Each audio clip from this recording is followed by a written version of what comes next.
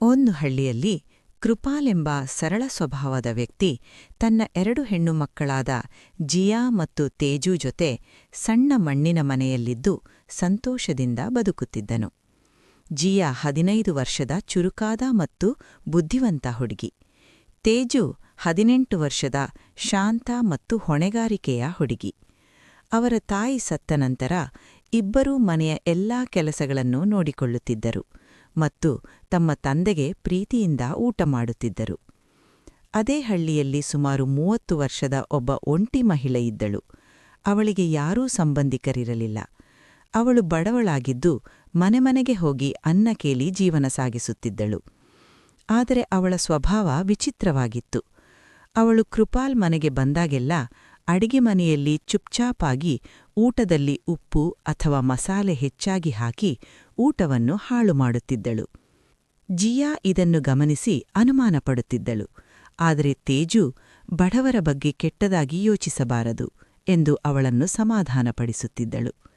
ಕೃಪಾಲ್ ಊಟದ ರುಚಿ ಕೆಟ್ಟಿದ್ದರೂ ಕೂಡ ತನ್ನ ಮಗಳನ್ನು ತಪ್ಪು ಹಿಡಿಯದೆ ಇವರು ಇನ್ನೂ ಚಿಕ್ಕವರು ಎಂದು ಮೃದುವಾಗಿ ಮಾತನಾಡುತ್ತಿದ್ದನು.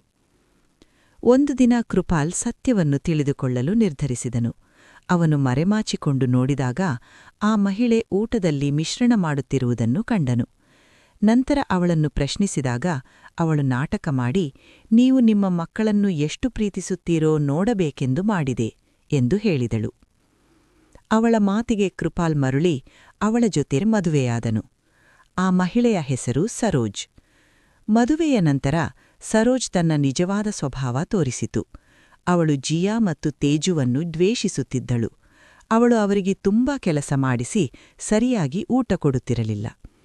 ಅವಳು ಕೃಪಾಲ್ ಮನಸ್ಸನ್ನೂ ತಿರುಗಿಸಿ ಮಕ್ಕಳು ಮಾತು ಕೇಳುತ್ತಿಲ್ಲ ಎಂದು ಸುಳ್ಳು ಹೇಳುತ್ತಿದ್ದಳು.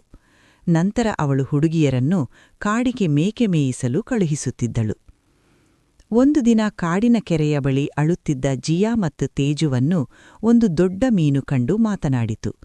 ಅದು ಅವರ ತಾಯಿಯ ಆತ್ಮವಾಗಿತ್ತು. ಅವಳು ಹೇಳಿದಳು, ಸರೋಜ್ ನನ್ನನ್ನು ಕೊಂದು ಕೆರೆಯಲ್ಲಿ ತಳ್ಳಿದ್ದಳು. ಆ ಮೀನು ಪ್ರತಿದಿನ ಅವರಿಗೆ ರುಚಿಯಾದ ಆಹಾರ ಕೊಡುತ್ತಿತ್ತು. ಸರೋಜ್ ಇದನ್ನು ಕಂಡು ಮೀನನ್ನು ಕೊಲ್ಲಲು ಯೋಚಿಸಿತು. ಕೃಪಾಲ್ ಮೂಲಕ ಮೀನನ್ನು ಹಿಡಿಸಿ ಕೊಲ್ಲಿಸಿದಳು. ಆದರೆ ಮರಣದ ಮೊದಲು ತಾಯಿ ಹೇಳಿದಳು, ನನ್ನನ್ನು ತಿನ್ನಬೇಡಿ, ಮಣ್ಣಿನಲ್ಲಿ ಹೂಡಿ. ಅವರು ಹಾಗೆ ಮಾಡಿದಾಗ ಅಲ್ಲಿ ಒಂದು ಸೇಬಿನ ಮರ ಬೆಳೆದಿತು. ಆ ಮರವು ಹಣ್ಣುಗಳಿಂದ ತುಂಬಿತ್ತು ಮತ್ತು ಹುಡುಗಿಯರು ಅದನ್ನು ತಿನ್ನಿ ಬದುಕಿದರು. ಒಂದು ದಿನ ಒಬ್ಬ ಶ್ರೀಮಂತ ಜಮೀನ್ದಾರನು ಅಲ್ಲಿ ಬಂದನು. ಜಿಯಾ ಅವನಿಗೆ ಒಂದು ಷರತ್ತು ಹಾಕಿದಳು, ನನ್ನ ಅಕ್ಕ ತೇಜುವನ್ನು ಮದುವೆಯಾಗಬೇಕು. ಅವನು ಒಪ್ಪಿಕೊಂಡನು. ನಂತರ ತೇಜು ಮತ್ತು ಜಮೀನ್ದಾರರ ಮದುವೆಯಾಯಿತು. ಜಿಯಾ ಕೂಡ ಅವರ ಜೊತೆ ಸಂತೋಷದಿಂದ ಬದುಕತೊಡಗಿದಳು. ಇದರಿಂದ ಸರೋಜ್ನ ಎಲ್ಲಾ ಕುಯುಕ್ತಿಗಳು ವಿಫಲವಾದವು. ಕೊನೆಗೆ ಕೃಪಾಲ್ ತನ್ನ ಸತ್ಯ ತಿಳಿದು ಅವಳನ್ನು ಮನೆಯಿಂದ ಹೊರಹಾಕಿದನು. ಅವಳು ದರಿದ್ರಳಾಗಿ ಅಲೆದಾಡುತ್ತಾ ಬದುಕಬೇಕಾಯಿತು. ಇತರರಿಗೆ ಕೆಟ್ಟದನ್ನು ಯೋಚಿಸುವವರು ಕೊನೆಗೆ ತಾವೇ ನಷ್ಟಪಡುವರು. ಸತ್ಯ ಮತ್ತು ಸಹನೆ ಯಾವಾಗಲೂ ಗೆಲ್ಲುತ್ತದೆ.